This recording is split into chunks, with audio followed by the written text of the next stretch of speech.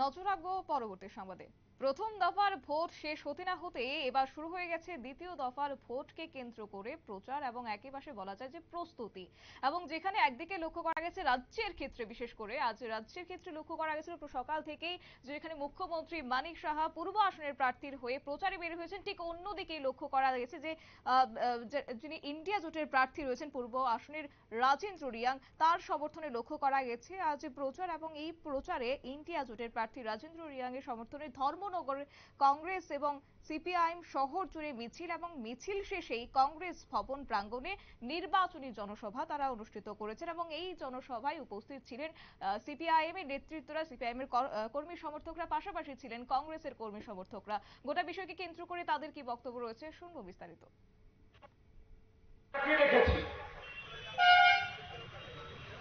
বিস্তারিত বলার সুযোগও নেই, আর কোনো প্রয়োজন। 2014 সালে নরেন্দ্র মোদী বা তাদের দল ভারতীয় জনতা পার্টি কিভাবে ক্ষমতা এসেছিল? দেশের যুব সমাজকে বলেছিল,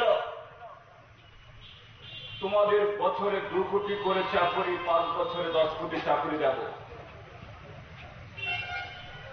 এদেশের অন্নদাতা কৃষক,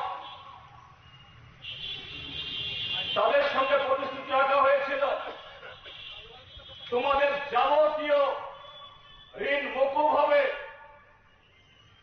আর তোমাদের উৎপাদিত পণ্যের যাতে ন্যায্য দাম হয়,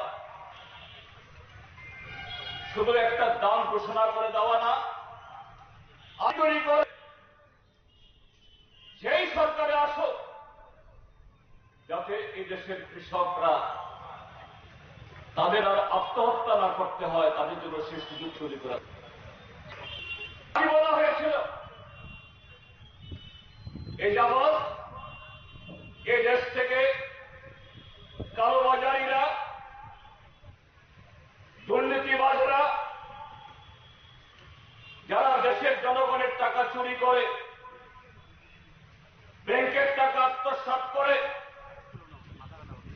বিদেশে চলে গেছে, লক্ষ লক্ষ টাকা উদ্ধার করে নিয়ে গেছে, সব টাকা উদ্ধার করে 100 দিনের মধ্যে তোমাদের পকেটে, তোমাদের অ্যাকাউন্টে ঢুকিয়ে দাও।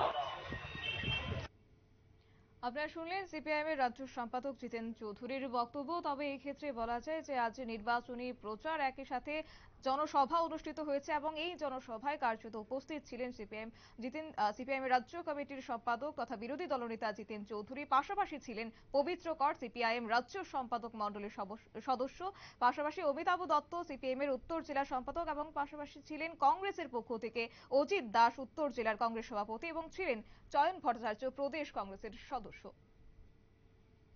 নিয়ে নিচ্ছে ছোট্ট একটি বিজ্ঞাপন বিরতি, সঙ্গে থাকুন।